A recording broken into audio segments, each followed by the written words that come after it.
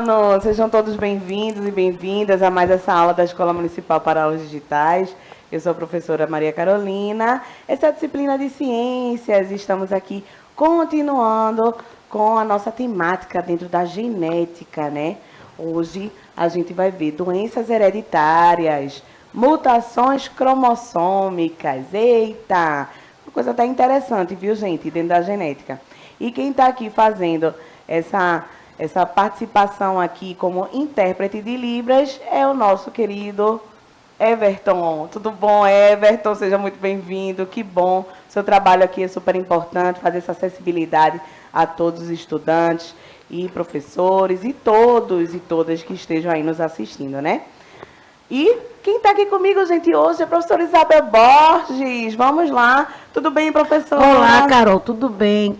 Eu estou aqui ligadinha, Carol, aqui no chat, dando uma olhada, e assim que possível eu vou passar para você, né? Aí o que é que os nossos alunos estão comentando. Então, não esqueça, pessoal, vão colocando aí, que a gente vai falando, e a professora Carol vai esclarecendo dúvidas, né? Vai complementando com alguma curiosidade também que vocês venham a trazer para a gente. Não é isso, Carol? É isso mesmo, professora. Então, o que foi que nós vimos na última aula de genética, né? Vamos lá. Na última aula, vimos corpúsculos de Barr ou cromatina sexual, os sistemas XO, ZW e ZO, a herança ligada ao sexo, X, né? E herança restrita ao sexo, né? Ligada aí ao Y, tá certo? Então, vimos isso aí e vamos continuar aqui agora vendo as doenças hereditárias, né? Então, vocês lembram do que é o cariótipo? Vez ou outra eu falo aqui desse cariótipo, né? Prof, eu lembro, prof. Então, cariótipo é o conjunto de cromossomos de uma célula. Então, lembra que os machos e as fêmeas, né, no mamíferos e tudo mais, todos os animais, eles têm aí, nós, né, no caso, seres humanos, temos 23 pares de cromossomos. E desses 23, 22 são chamados de autossomos. E um desses pares é chamado de cromossomos sexuais, tá certo? Então, no macho, nós temos aí o cromossomo X e o cromossomo Y. Nas fêmeas, cromossomo X e outro X também. Então, no cariótipo, gente, pode acontecer anomalias, né? Inclusive, anomalias que levam os indivíduos à morte, tá? Então, essas alterações nesse padrão do cariótipo, a gente tá vendo aí o padrão do cariótipo, né? O padrão dos seres humanos, tá certo? Então, vemos aí esse padrão, mas se acontecer alguma mudança nesse padrão, ocorrem problemas que podem causar doenças, tá certo? Então, essas questões aí de alterações, a gente chama de mutações cromossômicas, tá certo? Então, essas mutações cromossômicas, como eu acabei de falar para vocês, podem nos acometer diversas doenças e, geralmente, elas ocorrem aí através de erros na meiose, tá?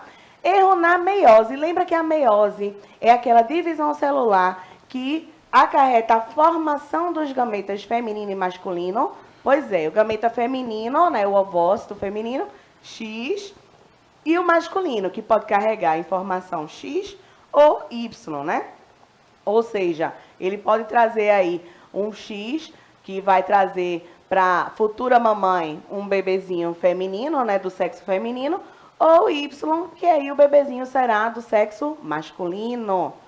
Legal, né? Pois é, e aí vimos que na síndrome de Klinefelter, a gente tem aí, vocês estão vendo no círculozinho, temos uma alteração cromossômica, tá certo? É um exemplo dessa alteração. Então, o genótipo resultante aí, 3X e um Y. Olha só, um X a mais, né? Depois que houve aí essa formação dos gametas e também o cruzamento entre esses gametas, tá certo? Mas, prof, essas mutações ocorrem somente em cromossomos sexuais? Será, professora Isabel, que esses cromossomos, essas alterações cromossômicas só vão ocorrer nesses cromossomos? É para a gente parar para pensar, né, Carol? Porque eu acho que se eles prestaram atenção nas aulas anteriores, onde você apresenta, né, todas essas características em relação à meiose, eu acho que muitos dos nossos alunos estão aí acertando, estão apontando aí a resposta correta desse questionamento. Não é? Pois é, prof. Então, ó, olha o moço aí falando pra gente, prof. Não, né? Então, não ocorre somente em cromossomos sexuais, tá certo? Então, essas mutações cromossômicas, elas são aquelas onde cromossomos inteiros ou parte deles não existem ou estão duplicados ou alterados. Então, ó, olha as condições aí. Ou os cromossomos não existem, estão duplicados, como a gente até viu ali no X, né? No Klinefelter, 3X, né? Que não deveria ser, ou alterados. E essas mutações, elas são divididas em numéricas e estruturais. Tanto as numéricas como as estruturais podem ocorrer nos cromossomos sexuais, nos autossomos, que são todos aqueles outros 22 pares de cromossomos que não são os sexuais, ou em ambos, né? Ou em autossomos e cromossomos sexuais. Então, temos aí numéricas e estruturais. Vamos começar aí entendendo o que são essas alterações numéricas e o que são essas alterações estruturais. As numéricas, aumento ou diminuição do número de cromossomos no cariótipo, né? Então, se a gente tem aquela quantidade, são 23 pares. Quando a gente fala em pares, a gente sabe que são 2 a 2, não é isso? Então, ou aumenta o número em cada par ou diminui. Então, essas alterações são chamadas de numéricas, na quantidade de cromossomos, tá certo? E as estruturais, um ou mais cromossomos com alterações na sua estrutura, no seu corpinho, dizendo, né, bem basicamente, né, no corpinho do cromossomo vai haver essa alteração aí, tá certo? Então, com que frequência que essas alterações cromossômicas surgem na nossa sociedade? Será que é uma frequência muito alta, uma frequência muito baixa? Isso vai depender do que a gente está falando, né? De que alteração, tá certo? Então, cada alteração cromossômica, ela vai ter uma frequência diferenciada aí, tá certo? Então, a gente tem alguns exemplos aqui, ó. Joga aí na tela, Cleitinho, por gentileza.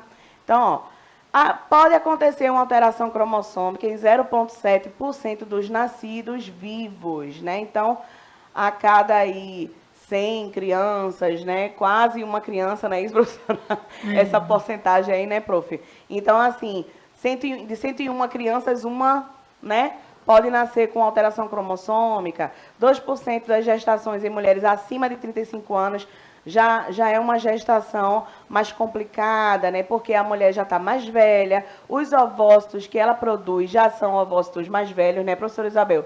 Quer comentar um pouquinho sobre isso? Não, a questão aí, Carol, do comentário é mais em relação, pessoal, veja, prestar atenção, né, em algumas características. Eu acho que alguns dos nossos alunos já ouviram dizer assim, fulana não tem mais condições de engravidar, isso, mesmo ainda ela ovulando.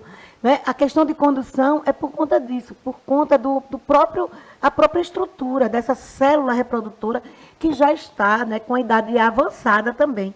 Lembrando, uma curiosidade, Carol, é que nós mulheres já nascemos com todos os óvulos, diferente do sexo masculino, que só vai produzir, é como, vou falar uma comparação de uma fábrica, né?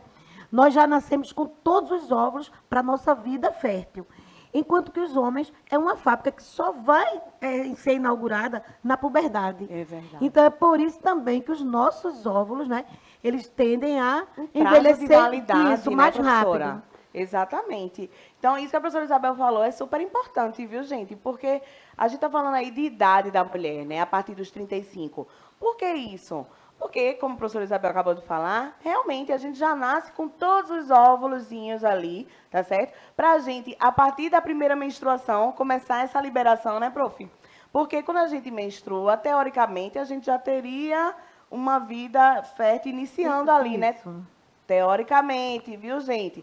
Porque essa questão de gravidez, a gente só deve fazer isso quando, prof? Quando todo o corpo estiver preparado. Quando todo o corpo, né, já estiver preparado, quando a gente já tiver amadurecido, né, os nossos órgãos sexuais, isso, quando a gente já tiver uma vida estruturada, é também o ideal, né, professora? A questão também de uma estrutura emocional, exatamente, né? Porque a questão da responsabilidade da nova vida, né, vai muito além de um corpo preparado e de uma questão financeira. Exatamente. Né? E é algo que tenha sido preparado, né, que tenha sido preparado de forma coletiva, as famílias reunidas, né, juntar aí para discutir, para, assim, se preparar para essa nova, para receber essa nova vida, né?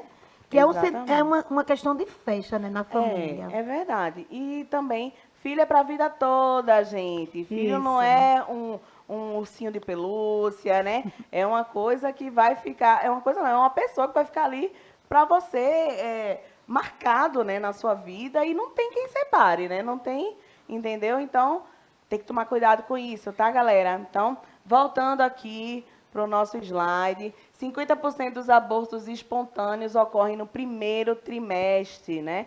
Então, essa questão de abortar, pessoal, tem essa percepção na medicina, o quê? Que esse aborto, ele atua aí, ó, como um agente seletivo, tá certo? É como se vai que pode ocorrer uma mudança, né, uma mutação genética, e aí, por seleção natural, sabe seleção natural, né, professora? A gente até vai ver isso, né, daqui a algumas aulas para frente, mas a seleção natural aí, ela age nesses abortos, né?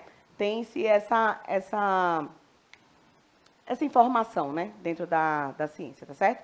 Então, vamos lá, vamos ver quais são, né, algumas dessas doenças, tá certo? Algumas dessas alterações cromossômicas, o que elas causam no nosso corpo, tá? Então, vamos seguir aqui. Mutações numéricas, lembra que é aquela alteração na quantidade de cromossomo. Então, temos aí a síndrome de Down, o par 21, a gente tem aí um acréscimo, né? Então, se vocês verem, tem o par 21 está circulado aí, a gente vê um acréscimo de um cromossomo aí. Então, o par 21 ele fica com 3 cromossomos. É muito comum acontecer isso, né, nos seres humanos, de 1 a cada 800 nascimentos, né, a criança nasce com essa mutação genética, tá certo? O cromossomo 21 com extra, né, com o cromossomo extra. Erro na formação dos gametas, tá certo? Então, lembra que a gente falou, um erro na meiose pode causar essa alteração cromossômica e a idade materna aumenta o risco, né? Aquela história dos 35 anos ou mais da mulher, tá certo? E aí nós vemos, né, o que é que causa essa síndrome de Down, né? A gente viu que tem essa mudança no nosso cariótipo, né, no par 21, mas fenotipicamente, né, no funcionamento do nosso corpo, o que é que acontece? Um comprometimento intelectual, obstrução do estômago, do intestino, tá certo? Então, passa por muitos problemas gastrointestinais, algumas alterações aí, defeitos cardíacos, infecções respiratórias. Então, você vê que atinge vários sistemas, né, professora? É bem complicado isso, né? Pois é, Carol, eu queria até fazer um adendo aí na questão da síndrome de Down, né? Que em anos passados, né, bastante, algumas décadas passadas, então muitas dessas crianças ficavam privadas de estar numa escola regular. E aí nós temos N, né?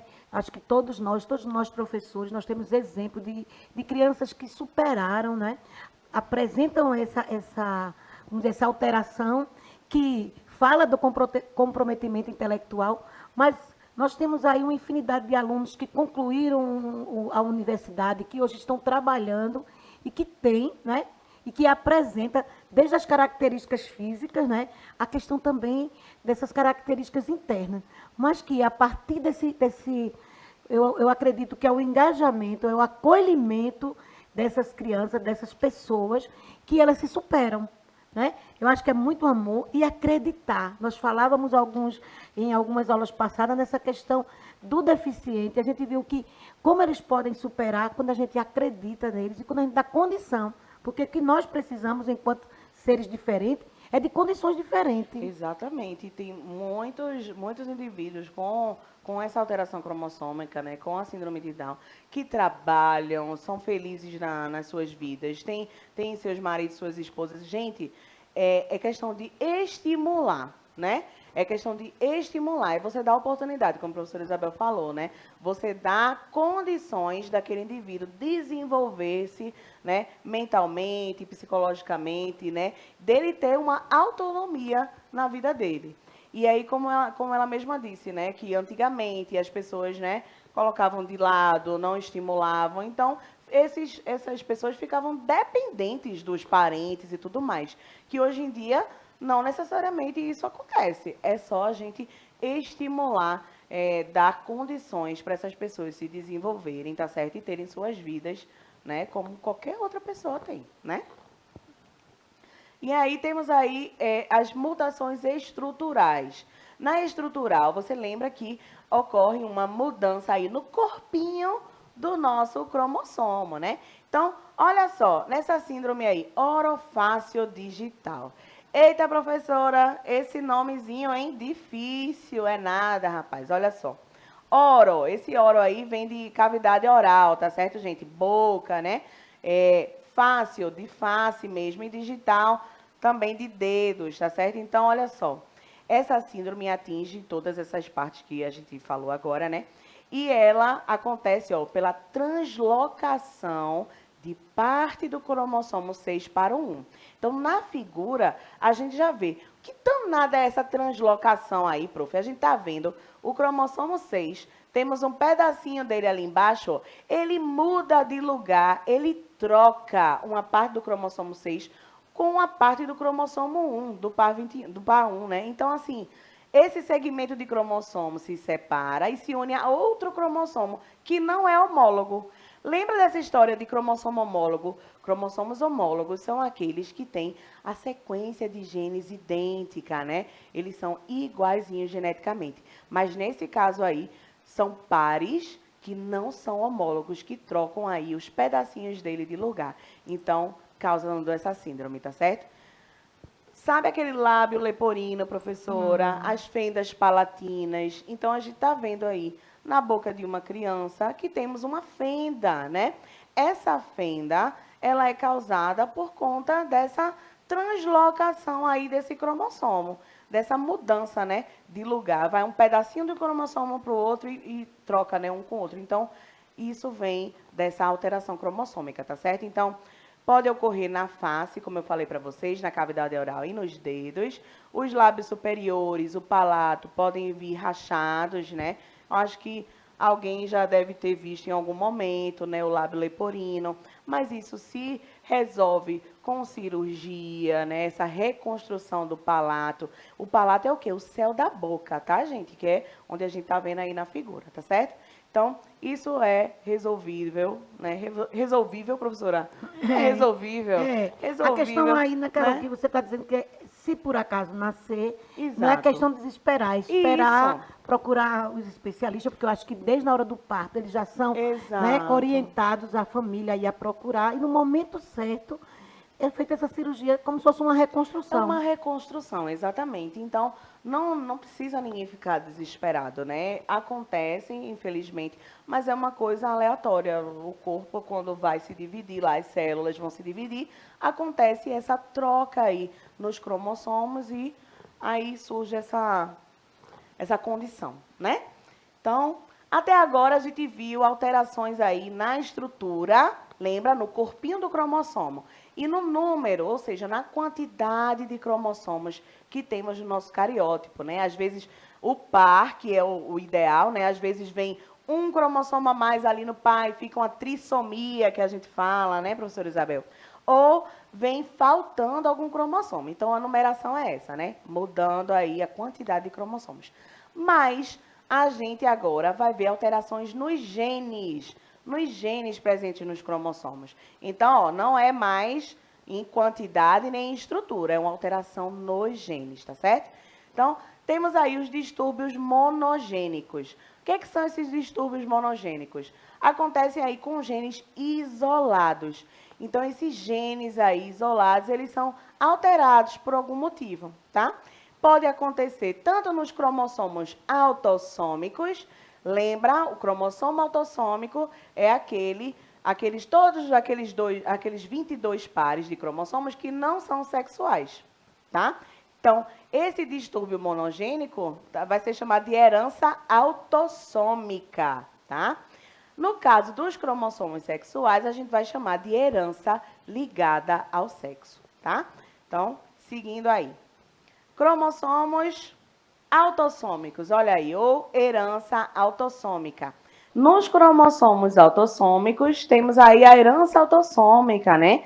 E temos essa divisão, tá? Na herança autossômica, ela pode ocorrer de forma dominante, como de forma recessiva.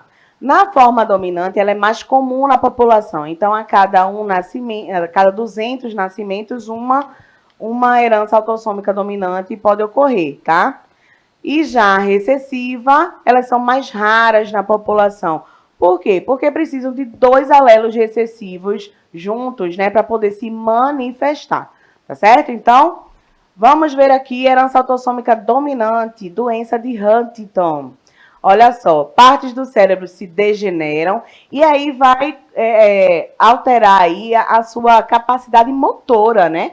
Então, a coordenação, ela fica comprometida, tá certo? A pessoa começa a tremer, não tem mais aquele poder, né, sobre a sua, sua função motora, tá certo? Então, a função mental, o autocontrole e a memória são atingidos, tá certo? A doença é progressiva, gente, vai levar à morte, né? O tratamento é com antipsicóticos, mas assim, não tem muito o que fazer. Até hoje ainda não tem uma cura aí para Huntington, tá certo? Geralmente os filhos apresentam aí 50% de chance, né, de receber esse gene, tá certo?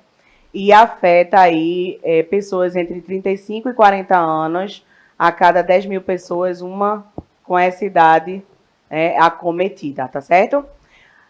Uma doença que, dentro de herança autossômica recessiva, é a anemia falciforme.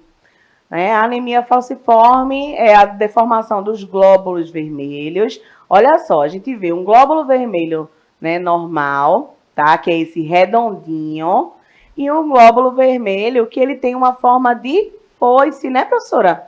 Um formatozinho assim de foice, uma meia-lua, né? Então, o glóbulo vermelho, a hemácia, né, ela vai ficando endurecida, vai formando grupos aí, tá certo? Atinge mais a população negra e é importante que, quando a criança nasce, se faça o teste do pezinho, né?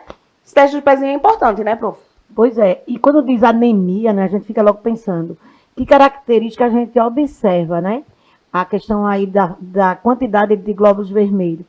E como a professora Carol colocou, olha, ele é globuloso, né? Com uma covinha no centro, enquanto que em formato de foice ele não tem como transportar, porque a principal função das hemácias é o transporte, né, aí de nutrientes, de gases dentro da corrente sanguínea. Isso. E com esse formato aí, essa deformação não tem como.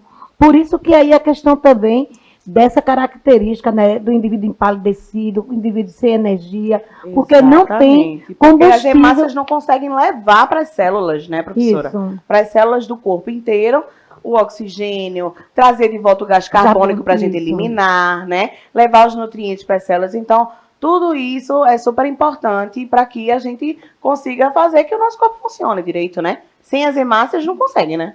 Pois é. E aí vem também a importância, né, Carol, do teste do pezinho, que há algumas décadas atrás isso não era feito. Então, quando detectava, já estava bem avançado para a questão de um tratamento, né? Sim. Então, vejam aí também a importância, né, desses exames, a importância quando esse parto acontece de forma, vamos dizer assim, inesperada em um determinado lugar, tem que levar essa criança, esse recém-nascido, para um posto de saúde, para que sejam feitos não só esse, como outros exames que vão ajudar a detectar futuras doenças, futuros problemas. Isso, exatamente, perfeito. E aí temos a herança ligada ao X, né? Herança ligada ao sexo. Então, os genes alterados são aqueles localizados no cromossomo X, tá? Então, a hemofilia, por exemplo, né? Que é a falta de fatores de coagulação. Então, a pessoa não consegue segurar o sangue, né? Se tem algum machucado, alguma coisa, né, professora Isabel? Rompe uma artéria, alguma coisa, ele não consegue. Sofre hemorragia aí, né? Porque não consegue coagular o sangue, tá certo? Então, a pessoa pode ter uma hemofilia leve, né? Cirurgias, extrações dentárias, e aí dá aquele sangramentozinho leve, né? E grave e moderada, com sangramentos espontâneos, ou seja, vez ou outra pode ocorrer aí um sangramento e a pessoa não consiga coagular esse sangue, tá certo? Então, o tratamento é recebendo o fator de coagulação durante a crise, né? Isso é feito nos hospitais, tá certo, gente? E não há uma forma de prevenção, não tem o que fazer. Pode acontecer com qualquer pessoa a qualquer momento, né? temos aí, ó, distúrbios de herança multifatorial, ou seja, vários fatores podem influenciar, tá certo? Um conjunto, né, de fatores aí, interação com nossos genes, né? E também com o meio ambiente, com o ambiente onde vivemos, né? Então, temos aí distúrbios psiquiátricos, doenças cardíacas, câncer, doença celíaca, diabetes, hipertensão. Todas essas condições aí podem ocorrer, né, nessa interação aí gene-ambiente, tá? Então, vamos ver aqui um exemplo, né? A doença celíaca, intolerância ao glúten. Então, muitas pessoas desenvolvem, né, durante a vida essa intolerância ao glúten. Ontem comia pão, né, comia macarrão, comia tudo que é de trigo, né, principalmente, e não tinha nada. Depois começa a passar mal, então há uma inflamação aí, tá? Nas vilosidades intestinais. A pessoa não consegue absorver os nutrientes, então ela tem que deixar de comer o glúten, né, prof? Pois é. Aí a questão são hábitos alimentares agora que serão novos hábitos, né? Isso. Porque até então não estava. Agora, veja a questão também herança, né? Muitas vezes na família já começa a saber que alguém tem, é interessante fazer os exames. Porque através do exame a gente vai poder saber esse probleminha mais cedo, antes mesmo dele se manifestar. Pois é, porque da mesma forma que algumas pessoas que não têm na família, né, não têm predisposição genética, passam a ter a doença celíaca, né, pode herdar também isso da família, né? Então, como a professora Isabel disse, se sabe de alguém, um tio, um parente, um primo, né, alguma coisa, você pode tentar fazer aí esse exame, né, professora? E também a diabetes, né? A diabetes que também pode ser de herança genética, pode vir também por conta da sua vida, né? Seu estilo de vida, né? Então, é a falta total ou parcial da insulina, né? Um conjunto aí, aumenta a glicose no sangue, e aí a insulina que deveria controlar esse aumento, não controla porque você não produz mais, né? Ou você produz pouco, tá certo? Então, quais são os sintomas, né? Muita sede, perda de peso, né? A fome exagerada, sai comendo tudo que vê pela frente, visão embaçada, tudo isso são sintomas que devem ser investigados pelo médico, tá certo? Então, a alimentação balanceada e prática de exercícios auxilia aí nesse controle da diabetes. E o câncer, né, gente? O câncer também, crescimento desordenado de células, tá certo? Então, o câncer, ele pode ser uma condição de herança genética, mas os fatores externos também ajudam, né? Então, fatores químicos, físicos, biológicos, né? Então, exposição ao sol, fumar, né?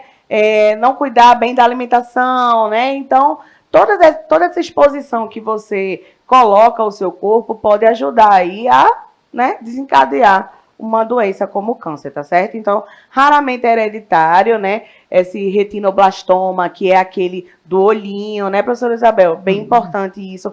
Muitas crianças, né, até tem uma campanha agora que o próprio Tiago Leifert, né, que tá com a criancinha dele com esse câncer no olho, tá certo? Então, é bem importante olhar direitinho, olhar para sua criança, ver se tem alguma coisa diferente na retina, né? E câncer de mama, câncer do colo, do útero, próstata, ovário, tudo isso pode ser causado nessa interação gene-ambiente. Estamos terminando, professora Isabel. Vamos lá. Vamos dar um tchau aí para as crianças, para os adolescentes, para todo mundo que está nos assistindo, né? O recadinho, Carol, é rever essa aula, pessoal. Tem muita informação importante, não só para o conhecimento científico, mas para o conhecimento do dia a dia, né? Acho que é interessante vocês não só reverem essa aula no YouTube, mas também indicar para os amigos, né? Tchau, tchau. Guardamos vocês na próxima aula, não é isso, Carol? Exatamente. Tire suas dúvidas com o seu professor da sua escola de origem, interajam com a gente aqui, professora Isabel vai estar sempre aqui, né, olhando essas dúvidas de vocês, passando para a gente, tá bom?